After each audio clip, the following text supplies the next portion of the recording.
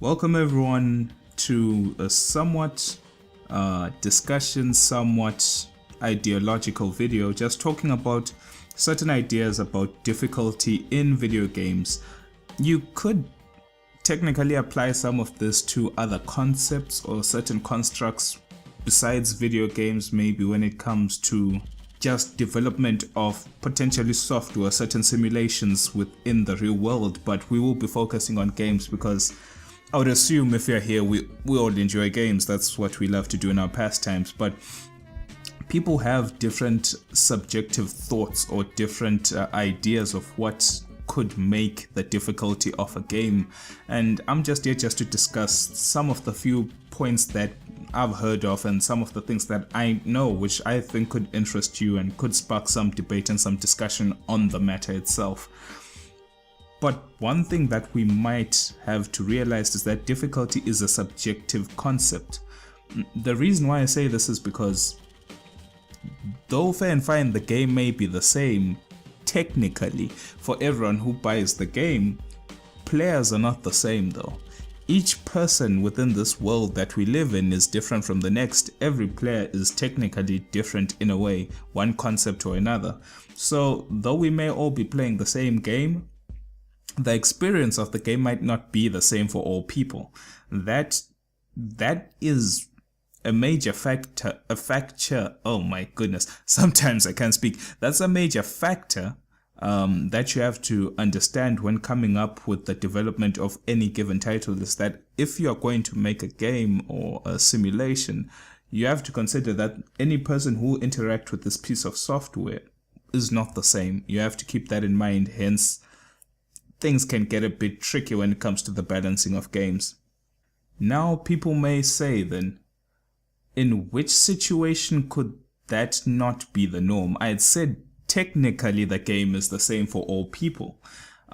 You have to understand the fact that when this modern day of technology, things like the internet, things like servers and data transfer is so high compared to when gaming started back in the day, you have to understand that maybe a game is designed to be, or at least the game developers had a concept or an idea that a certain game had to be difficult in a certain way, and maybe upon release, upon maybe further inspection, upon further play of the game later on after the game's release, people found that maybe if a game was supposed to be a certain level of difficulty, or even a certain situation of the game could be a certain level of difficulty, maybe there's some things that still need rebalancing to make it a bit more fair towards the player or fair towards the game. Maybe there could be a few glitches, a few abuses that the player could use to bypass some of the systems of the game, or the game itself is just in a particular section or throughout the entire game itself might actually be too difficult or imbalanced for the player or the audience that it's targeted to, because in the end it's about the target audience that matters, not technically what the game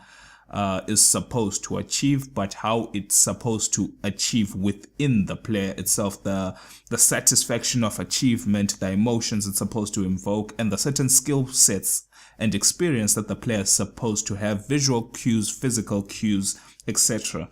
So now in the case of data flow, then you have to ask yourself this: if one person has the release version of a certain game, and this version of the game has been patched maybe once or two times just to rebalance certain aspects of the game, this person has an internet connection at home, for example, or he got the patch from a friend but via any ways of like an external hard drive.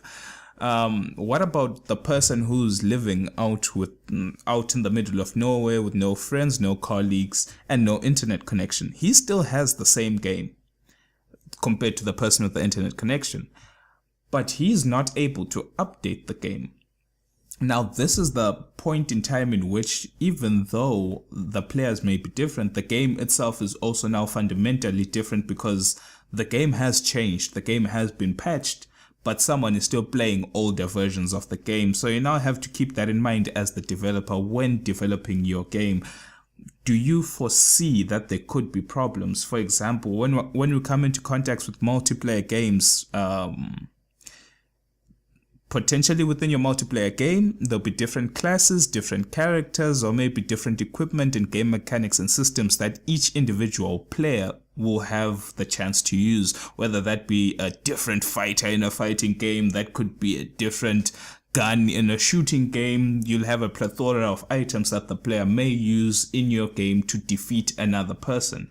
So in this case, it's not you as the player defeating an NPC that's been put in the game, it's you trying to beat someone else across the entire world potentially.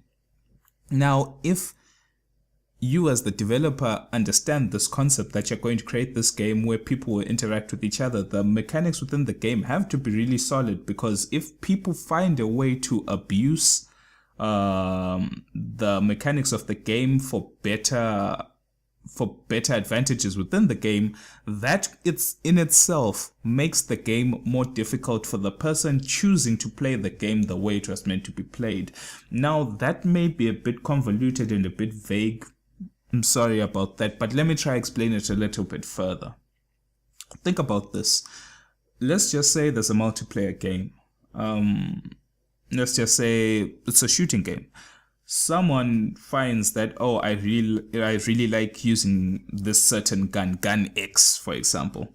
And someone across the entire world is like, wow, gun X is really cool, let me use that too. So now you have two players. They are different in the sense that it's not the same person, but they're both using the same gun.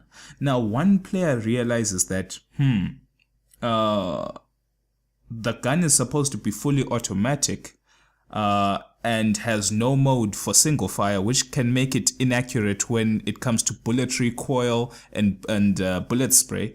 But I found this glitch that if you jump 2 times and crouch and then take your shot, you can fire one shot and the second shot will not come out, hence reducing the recoil of the gun.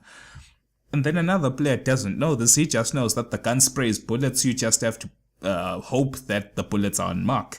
Now, when these two players meet, the person who's using the gun in the way that the developer said the gun is meant to be used will be like, man, why is this guy so accurate? Because this gun just sprays all the time when I use it, but for him it seems like he can get a perfect one shot with the gun just because I always see him jumping and crouching. Why is he jumping and crouching? You know what I mean? That's when balances of concepts that were not intended can be a major factor within multiplayer games. But I digress. That was just one simple topic that I'd wanted to cover before we even move any further.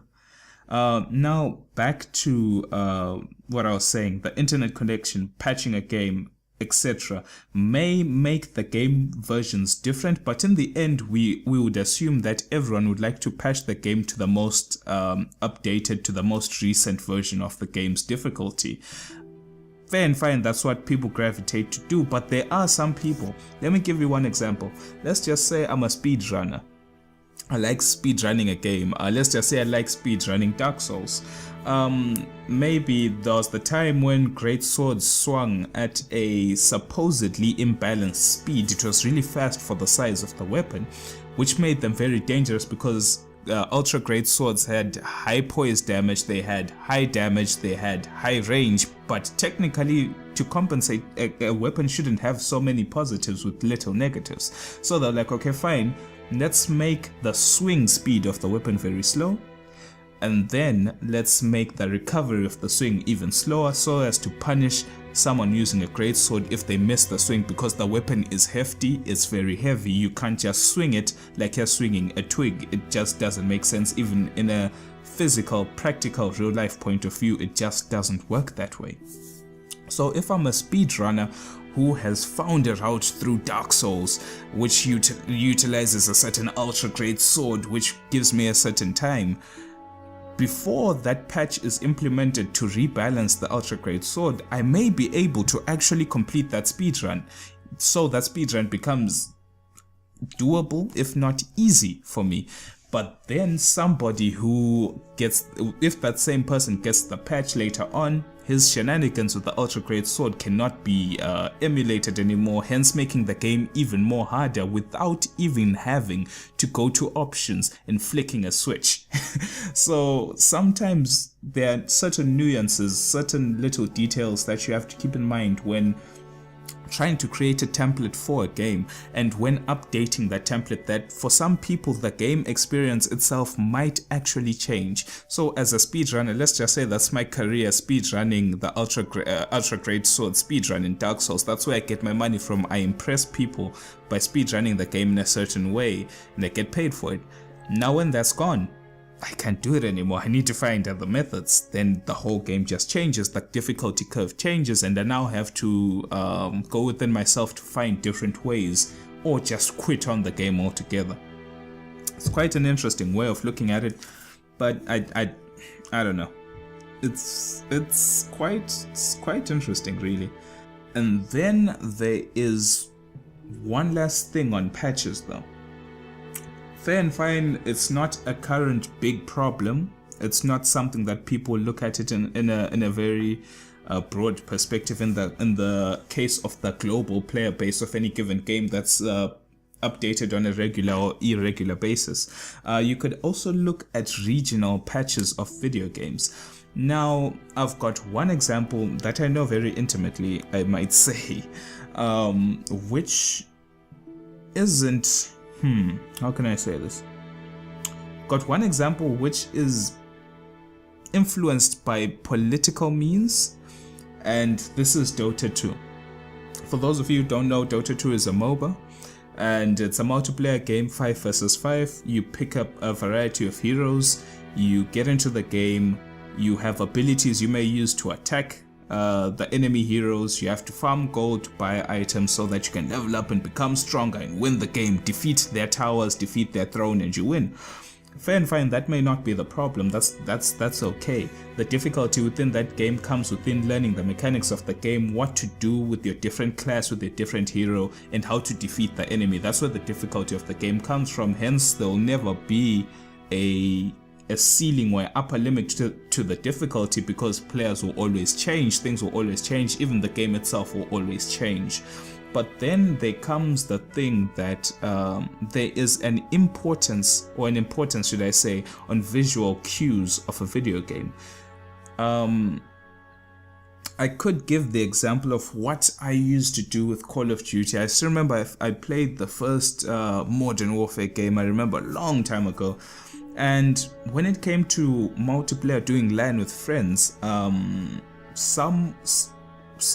some stages, the person you'll be using could be wearing a certain type of camouflage depending on which side is on, whether it be Russian Special Forces, the GRU, or the CIA, KGB, whatever.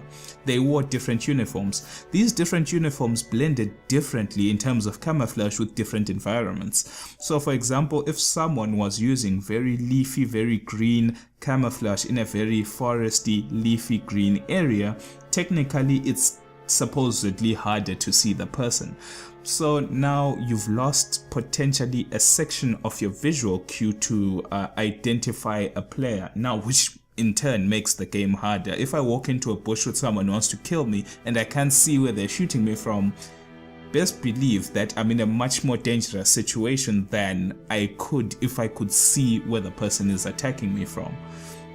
Now, what you could potentially do, or at least what I used to do in situations like that, is I would just go to the options menu and go to graphical settings and lower all the graphical settings down, because the graphical settings of the game could scale so as to compensate for the strength of each person's computer that they were using. So I would scale down the graphics so as to increase my processing power and increasing frame rates, which is very good, and also decreasing graphical fidelity, which meant that all the graphical components, all the polygons that were made to make the graphics look nice and smooth and crisp and give good contrast and give that camouflage effect were all gone. Now there's just this one green guy, and the leaves weren't so well done at low settings, so you get to see the person. Now that's where it comes in the example of Dota 2. Like I said, there are certain abilities and you are accustomed to the certain looks of different heroes. They walk in certain ways, they act in different ways. Now in China, due to government and political censorship and rules and regulations for the public to uphold, there were certain visual cues in Dota that were just not allowed and downright bordered illegal with the game, such that Valve and Steam had to rework some of the characters' abilities, ability icons, and visual cues so as to look less violent. That was the whole point. So, for example, there's one particular hero in Dota called Nyx, is the Life Stealer, and he's this guy on 4 legs with blood dripping on his arms and claws. He's got blood all over his face, and his jaw has got all these jagged teeth with blood on them. It's very gory, very graphical. And within the Chinese government, that's just not allowed. So instead, they had to rework the character, and they put a metal cage over his mouth so you couldn't see the gory teeth and fangs. And they put gauntlets on his hands so that you couldn't see the claws and blood and meat. So if a player decides to venture into the Chinese servers of Dota 2 or move to China and play the game there, certain visual cues that they were used to are gone. Now you have to relearn the game because now the heroes look different, the abilities look different. For example, a certain ability looked a certain way. You would know that if you see certain particle effects, move away from that area because a certain ability is about to occur. Now the effects in the different version of Dota 2 are now different. So this is an example of which a regional patch of the game has altered your perception of the game, and perception is key. Visual cues, physical cues, a really important thing. But moving on from that was just a side note that I decided to talk an extended period on. One other thing that a developer has to consider when balancing out his game is actually quite simple, and I believe is overlooked by most people, but can be a really big problem, and that's input methods. Now I will give one example that I'm very that I feel to me is a problem for me, and that's, for example, in fighting games. Same could be said for even racing games and any other game, but for me personally, fighting games and racing games, I play most of my games on keyboard and mouse, and by most of my games I mean 99.9%. The only time I wouldn't play on keyboard and mouse is if I'm at someone else's place, house, home, whatever, playing on whatever system they have. That's when the input methods will change because that's not my rig, that's not my setup. So now with the fighting game, you may be using a keyboard and mouse, and someone may be using a joystick, someone may be using a controller, someone may be using any other form of input method. So now you have to consider the fact that, do all these input methods have the same latency?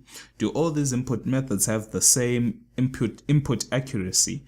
And are you able to be as flexible and comfortable and ergonomic with all of these input methods? Now, as the developer, you have to understand that people won't play the game with just one input method, but sometimes it's so difficult to balance the game around this, such that even some developers, for example, if you look at Dark Souls 1, From Software clearly said that we are sorry, but this game is best played on a controller. If you want to get the full experience of the game, please play on a controller. Anything else might not be good enough because the game was just difficult to balance for anything else. So when you pick up Dark Souls 2 Dark Souls 1 like I did and played it on a keyboard, it was very difficult and uncomfortable, but there was nothing I could do. I just had to get used to it, which made the game very harder because there's some things you should be able to do on a controller which were magnitudes harder to do when I was using a keyboard and mouse. Now, if those inputs are now difficult to achieve, best believe the enemies in the game are even harder to defeat, and etc, etc, etc. Life moves on. It's damn difficult sometimes, but there's sometimes where maybe using a keyboard and mouse is more accurate. For example, in first-person shooters, it's much better to aim a gun with a mouse than it is to aim with a thumbstick, aka an analog stick. That's just the way it is. Your wrist has a bigger range of motion than your thumb, hence why it can move much faster and to much further extremities than your mouse can at a certain speed. Hence why it's just much more advisable to use the mouse for a first-person shooter as compared to an analog stick on a controller. These certain things, they're small nuances, but they make the difficulty of the game and the situation to an extent that some shooting games or games that require you to aim something on consoles with a controller have resorted to putting what is called the aim assist within their game. So for example, if you play Let me try to think of a game from the top of my head. Any shooting game, fine. Call of Duty. Sometimes there's the aim assist thing, which works such that if you aim at a person and you are, maybe your target is off, but you're so close to the target, if you shoot the gun, the bullet will still hit. It will auto-correct a certain degree of error. Now on PC, though, on computer, that aim assist no longer exists because the game assumes that you should be able to aim the gun as more accurate than someone playing the game on a controller on the console and things of that nature. Now, before we head into the differences of modal and organic difficulty, there are certain few topics that I would like to touch on, which could take quite a bit, but there are a few topics I would like to touch on which I believe are really key. There comes a point, this is more so in multiplayer games, in terms of the difficulty of multiplayer games, and it's the difference of experience. Now, I gave the example of fighting games. This goes any multiplayer game you can think of, whether it be fighting games, first-person shooters or not. I personally have a friend who started playing a fighting game, and the guy was really down because he was like, I'm really trying my best to practice, but I just can't seem to win, and the combos are really difficult to achieve, and there are certain aspects of the game I just don't understand that everyone seems to understand, because this is his first fighting game that is actually putting time to learn in a serious way. Now, when you look at it in that sense, the fighting game is still the same for everybody. The difficulty of the fighting game is also still the same for everybody.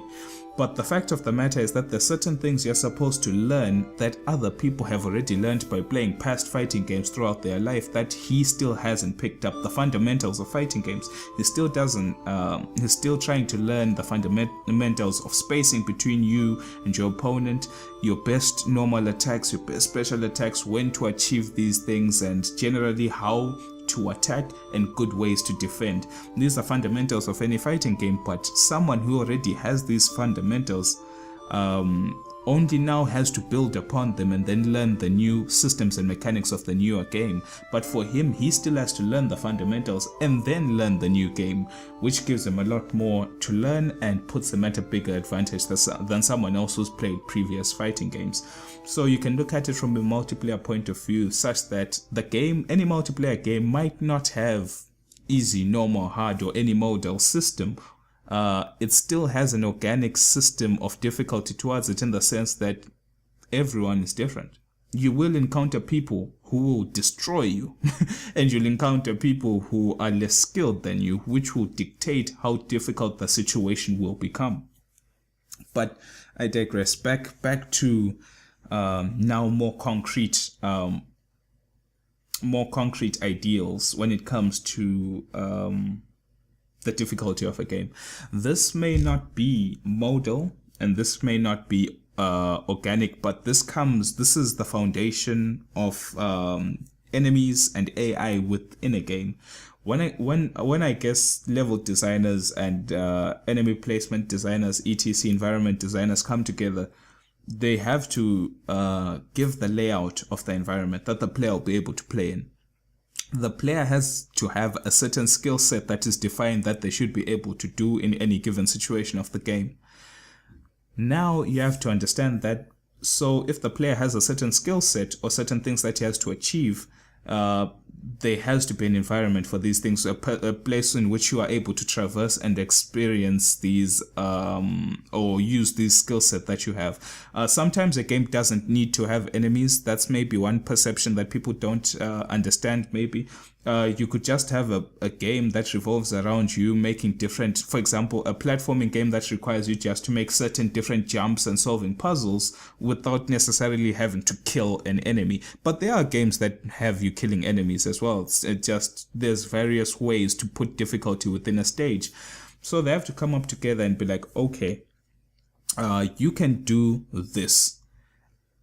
Is your skill set relevant to the game? For example, if it's a platforming game, are you able to make the jumps that we have set within the game? If yes, then at least we understand that we are on the right track for you to completing the stage or completing this game. If the game requires you to fight enemies, is the skill set of the enemies is it good enough for the enemies to defeat you? Is your skill set good enough to defeat the enemies? Is it clear? Are the visual cues of the enemies' attacks and pathings, AI pathing and attacking good enough for the player to see that when an enemy does this, they are getting ready to attack in a certain way, and vice versa for the enemy as well? If the random number generator recognizes that you are attacking in a certain way, can the enemy dodge out the way or move in a certain way such that it can be more resilient? And then if so, now they can go into further analysis of balancing the stats of the enemies. Maybe when the game begins, you have a certain amount of health, you have a certain amount of mana if mana is necessary, you have a certain amount of skill set abilities that you can use at that given time, you have a certain amount of attack power if there's a need to attack, and these stats are transferred to the enemy. How much health does the enemy have? How much skill set abilities can the enemies utilize in this particular area? Does the environment hinder you or the enemy in any way? And if so, how do you and the enemy interact? They have to come up with all these things to make the game a bit more, to make the game balanced as it is, to create a template to either increase the difficulty of the enemy by maybe increasing its stats like its health and mana and skill pool, or maybe increasing the difficulty of the enemy due to the way it moves, its AI pathing, or the way it dodges, or how it doesn't telegraph its moves. These are now the templates that you can use to either increase or decrease the difficulty of a game. Certain modal difficulties, or should I say certain modal difficulty systems of different games actually just do their modal difficulty settings in this way. They just balance the game once. Let's just say I create a stage with you with a sword and one other enemy with the sword in a cubicle room. This is a very basic concept that I'm just coming up with right now. So it's you and the enemy. The goal is that whoever stabs who first has won. You have certain abilities that you're able to use, and the enemy's got these same certain abilities. The space is the same, it's 1 cube for all. So differences of distance traveled are not a big factor because it's negligible, because you both have the same distance to travel. You both have the same weapons, you both have the same body size. Let's just say that's negligible. Now, if this template has been created, one person who wants to incorporate modal difficulty within their game could just say, if you pick normal mode, the enemy's stats are as was first created. Let's just say when you first created the room and the enemies, the ideas we came up with are base standard. Now someone may say, how can I make the game easier? For some people who are finding the game very difficult, how can we make it easier? First of all, you could go to the stats of the enemy. You could decrease the enemy's health. So maybe instead of needing to... Okay, I'd said maybe if the first person to stab wins, right? So you could go to the enemy's stats and make it walk slower and swing slower. Hence, if you are swinging at a certain speed and it's slower than you, chances are you can land your hit first before them. And also, if it's moving slower than you, chances are it will have a difficult time running away from you because you're moving faster than it. You catch up to it much more faster, and vice versa is true. If it's moving slower than you, you can dodge, you can run away faster than it because it's very slow. So that's one way to make a modal system of that game, whereby the enemy is now much easier to deal with to get that one strike you need to win. Now one person may ask then, how can you make the game more difficult? There are various ways you can make a game more difficult, and I believe that if you look at it in certain circumstances, it could make the game hard or borderline almost impossible. To such an extent that you hear people commonly saying, oh, this game is cheating, this game is cheating. That may not really be the case. It could just be poor balance or the lack of skill that the player has to conquer the given task. So in this case, how could you make the enemy more powerful? You could make it move faster, which would mean that you need to predict its movement paths before they even occur, because technically you're moving slower than it. You can make the enemy either swing faster, which means that it can attempt to hit you in a certain period of time faster than you could potentially hit it. So now you have to be sure that the swing that you take better hit, because it might have two attacks. For example, for every swing you take, it could potentially have two swings. So now you need to be more careful. You could do something like the enemy starts with a sword and your sword is on the ground. Now you need to pick up your sword while it's advancing towards you before you can attack back. Or you could make it such that you start laying on the floor and it's on and the enemy is on its feet advancing towards you. You could put the enemy within the cube. You could make a certain amount of stairs or a slight elevation, giving the enemy the high ground, putting you on the low ground. And for anyone who's knowledgeable in fencing and sword fighting, for example, not saying that I am, but usually when it comes to sword fighting, whoever has the higher ground has an advantage, because you who's on the lower ground can only strike at the lower portions of the body, but you expose your entire body to them, and things like that could make the game more difficult in a modal sense, like I was saying. Now some people may say, then how would you know if a game is balanced? Like if those were the three options that I give people, normal, easy and hard, for that one cube sword fighting game, how do I know that the game is balanced and fair for everyone to play? The simple answer is that you can't.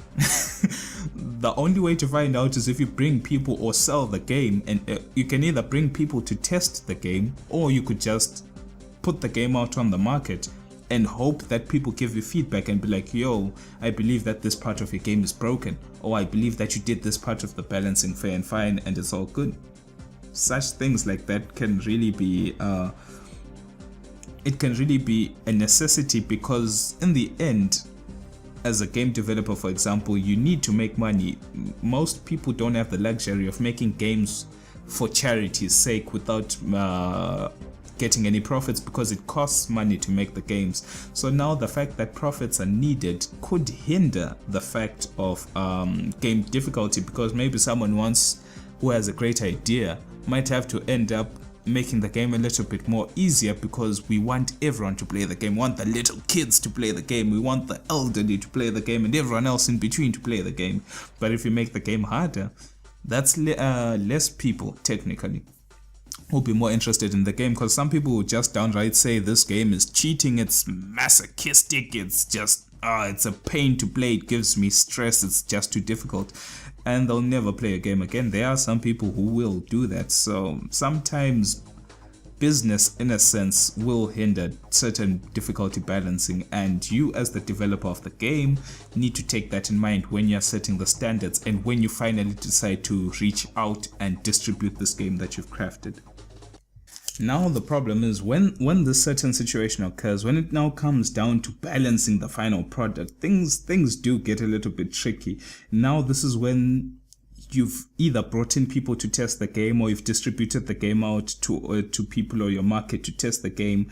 It's now time for fine-tuning. People will start giving you feedback. I believe that the enemies should move in certain ways. I believe that that damage or the speed of a certain equipment or a certain weapon or a certain skill needs to be tuned in a certain way so as to achieve certain results in a certain situation. You have to ask yourself, do you really want those results in that situation to occur, or you weren't intending for that to occur?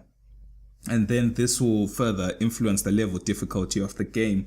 Now then you have to come down to with that fine-tuning, you've created a template. These people, first of all, you have the final game. Before you distribute it or before you bring people to test it, you've created this template. This template is either going to be improved upon or digressed upon. Maybe it's too good, maybe you have to make it slightly less good so that more people are able to find it more balanced. Now this is when you can choose whether to implement your game in a modal way, in a modal difficulty way, or a more organic sort of difficulty. Now this is when I guess I should explain to you what modal and organic difficulty is, though it's so late into the video. Modal difficulty is exactly, well, for anyone akin to the English language, it's exactly what it sounds like it is. you give the person options. You give the person different modes, options in which to play the game. Do you want to play the game in variation A? Do you want to play the game in variation B? Or do you want to play the game in variation C, D, E, F, whatever? That the different variations of the same game with different levels of, like I said, difficulty is subjective. So with different levels of subjected difficulty.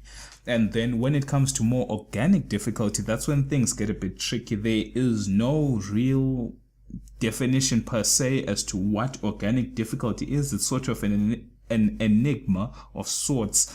But just think of an organic difficulty as anything that is not modal, anything that doesn't make you choose which variation of the game. You are just given one game, no different variations, but you're given game mechanics and game systems to shape the way you want to play the game. That's when the game becomes more organic, hence the birth of organic difficulty. Now, even when you pick that, you still have to consider the enemy AI, whether the game is only single player. If it's only single player, you have to balance it in a certain way. If the game is only multiplayer, you have to balance it in a different way. If it's single player incorporated with multiplayer, something akin to what Dark Souls does with invasions and co-op in the middle of a single player campaign, you have to balance the game towards that as well. You have to balance the game towards graphical gestures, or should I say graphical cues, physical cues, enemy placements, enemy pathing, the way the enemy moves, the way the enemy reacts to what you are doing, the interactions between you and NPCs, you and enemies, and a lot more things. All these things do factor into the balancing of a game, whether it be organic or modal. It's indiscriminatory. It just works that way. You have to factor in every game system you have within the game before you can even think to yourself, should I then reduce and make things easier, or should I make the things harder? You have to find the fact that, do the systems that are in play, do they work together? If they work together to achieve the goal that you want to achieve as the developer, then you are in a solid, you're in a good spot. You must be able to give satisfaction in achievement, no matter the player, the player's skill, the difficulty of the game, whatever. You are supposed to be able to give a game that will give satisfaction and gratification for playing that game, or even completing that game, to whoever is playing or completing the game.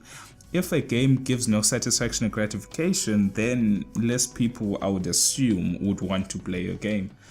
So we've talked about what modal difficulty is, trying to find a way to create a template of a game.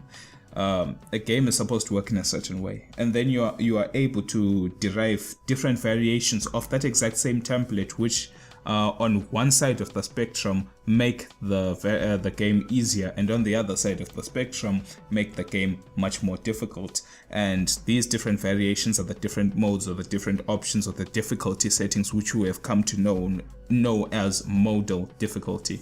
So now someone may ask then, please talk about organic difficulty. What are the things or the concepts or the systems within a game that create an occurrence of organic difficulty?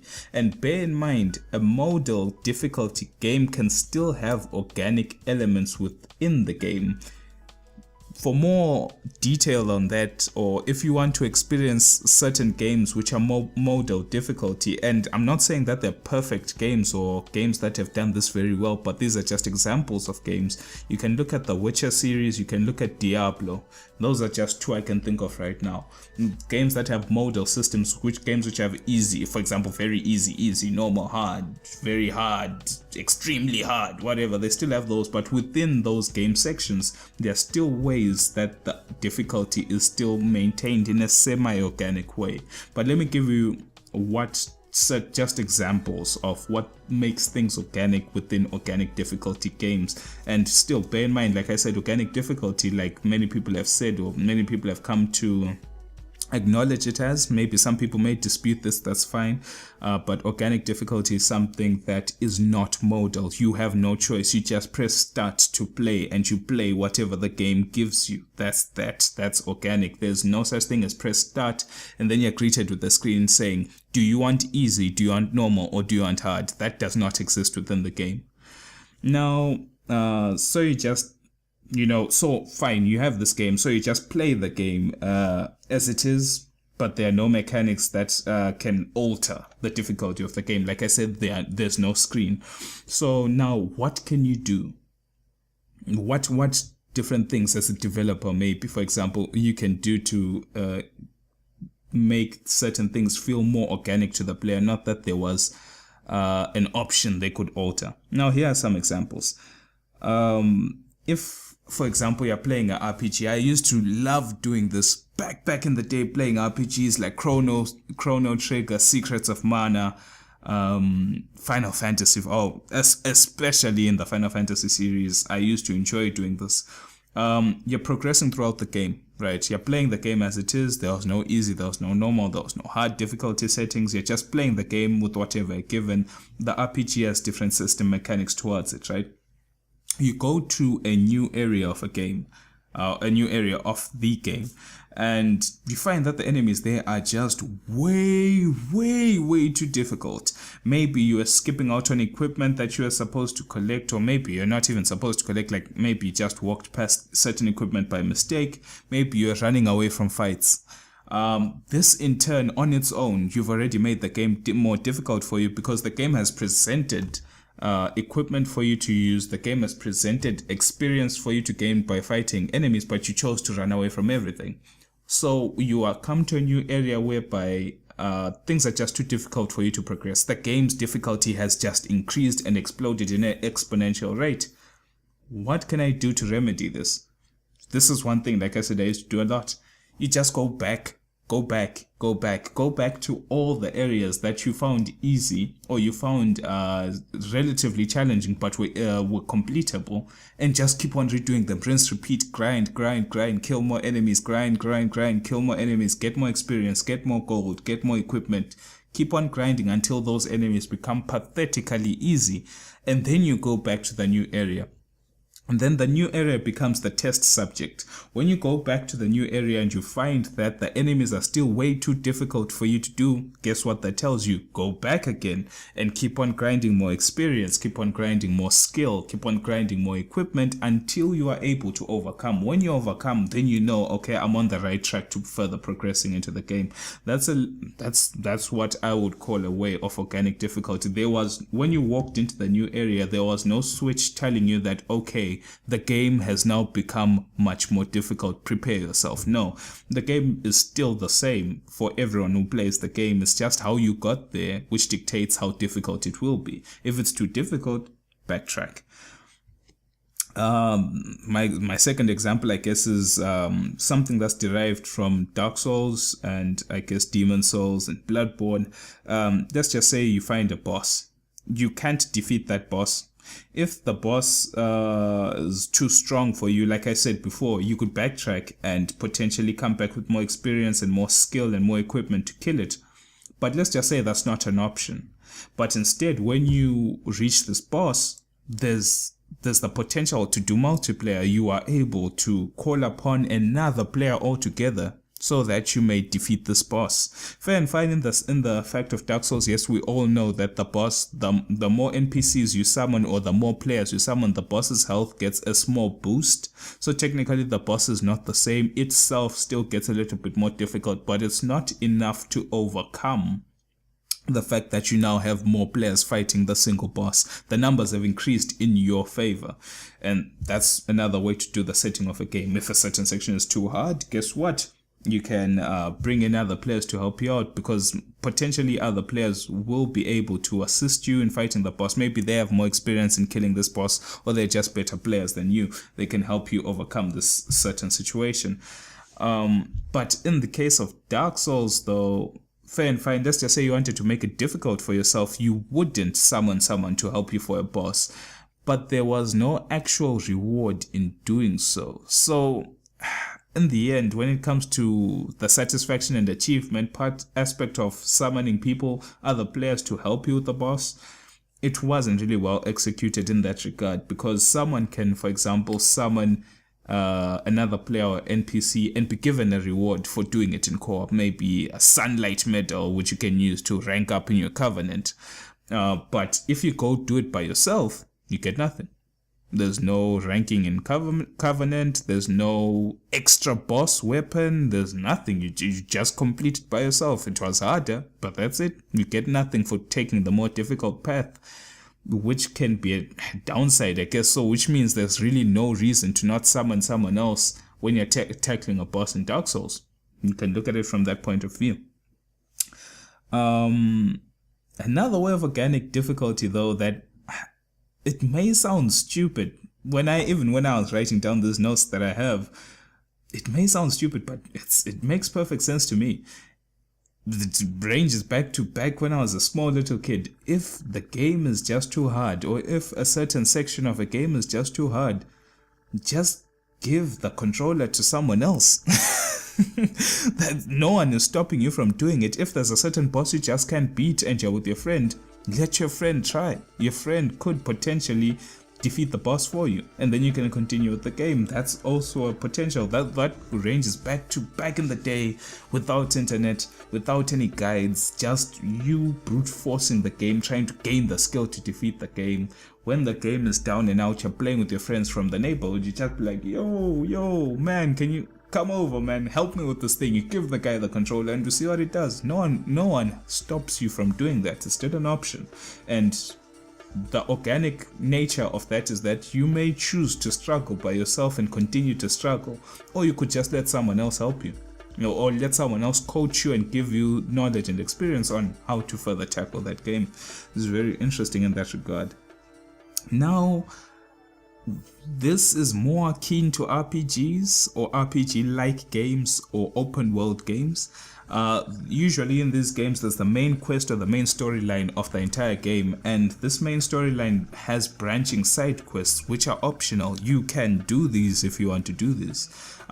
You can, if you don't want to, you don't have to.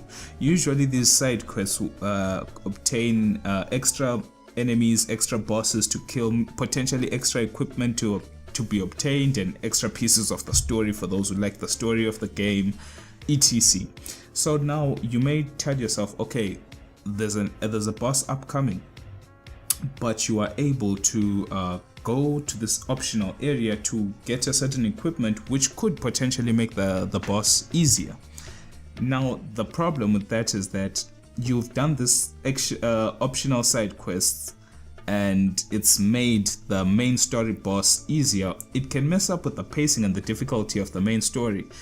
It just means that if you do the side quests earlier, the entire game after that is just a piece of cake, which can be a problem for some players. And some people will then, so for the people who want a challenge, they are now forced to ignore side content so as to make the game as challenging as possible, which is bad because you are now cutting out sections of the game for yourself so as to still obtain difficulty. So it's not so good. There have been times when it's been done properly and the leveling and balancing has sort of been done okay. But overall, there's a general consensus that sometimes doing a lot of side quests and then moving back into the main arc of the game can really mess up the flow and the pace of the game. Temporary power-ups. How can I explain temporary power-ups? Let me look at the example of Mario.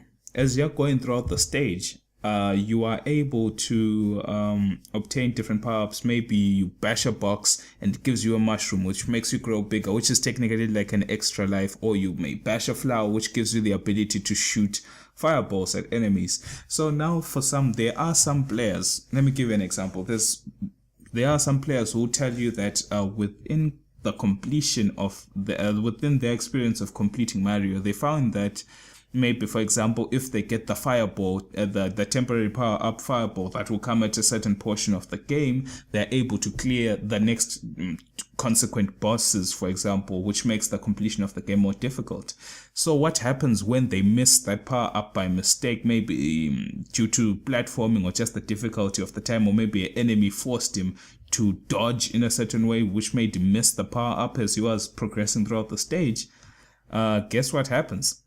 Some people are even willing to just stop playing the game and quit it right there and there, and just restart the game altogether, hoping that they'll get that power up. And then another player may choose to himself, okay, fine, I've missed the power up. I'm in a whole lot of shit right now. What should I do to finish the game? Because the power up that I need to finish the game, personally for myself, I've missed. So what can I do? And then you can choose to test yourself to see if you're still able to overcome your difficulties without the crutch that's been given to you.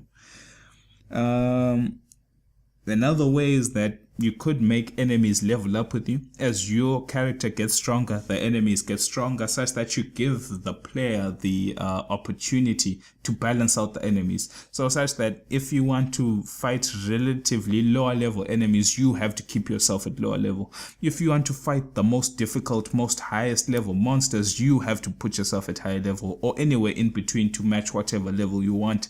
And then another way as well is New Game Plus cycles.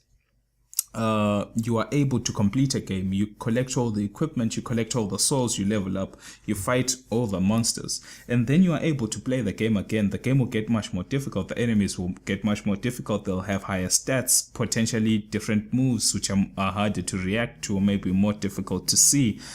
But the way this balances itself is that as much as the game becomes harder on a newer cycle, this still gives you the opportunity to gain more souls from, I'm saying souls because of Dark Souls. You are able to obtain more equipment again. You are able to get duplicates of swords or equipment, for example, that you may use in different other certain circumstances. So maybe if you had enchanted your armor with magical properties in the beginning, you're now able to take the duplicates of the same armor you're getting in the new cycle and enchant it with physical defense. And then you can mix and match your armors for better stuff. You have more money, more gold, more experience points. You are able to level up even higher than you could in the previous cycle, because the previous cycle has to end. And overall, your character development increases exponentially as well. So as much as the game gets more difficult, you actually obtain the chance to get much more stronger. Then someone might ask, then what's the caveat? What's the opposite of that? The opposite of that, you choose not to use the equipment that the game gives you. So for example, you keep yourself low level in the first cycle, you go on to the second cycle and you continue at low level. So now you've put yourself at a very large disparity between the strength of the enemies and the strength of your own, till it becomes impossible for you to do. Then you may now choose to use the experience and gold that you've acquired throughout all the cycles you've played to level up to a point whereby you feel like you can now fight the enemies again. Things like that. Time can be a factor. I don't know, for some people, for people who care. A classic example of that is Metroid. Based on the different time intervals you are able, or time sequences you are able to complete the game, it will give you different ending cutscenes. So for someone who wants to see, someone who's challenged themselves to see all the different endings, all the different cinematics at the end of the game, they have to take the standard time of completion to get the standard ending, and then work their way back downwards, getting faster and faster and faster and faster and faster and faster to keep on getting the different endings of the game, which can be a challenge. There will come a point whereby you personally as a player cannot complete the game any faster, and if there's another optional ending after that, you can either find someone else who can complete the game faster than you to see that ending, or you may train to become better and potentially complete that ending. Like I said, keeping low level is another thing. It's a personal challenge, challenging yourself, placing challenges upon yourself, completing the game with a certain weapon, or completing the game with a certain on a certain level at a low level, or completing the game without jumping, completing the game with one hand tied behind your back, completing the game on Kenshi mode by blindfolding yourself in real life and playing the game. That's all ways of making the game more organically difficult without actually flipping a switch. But I'm sure I've said way too much, and I'm sure I've put a lot of people to sleep. If you are still listening, thank you very much. I hope that I've instilled a little bit of a discussion upon everyone watching right now, and I hope this interested you if you've been listening. Thanks for everything, and hopefully I'll see you soon. Check you out.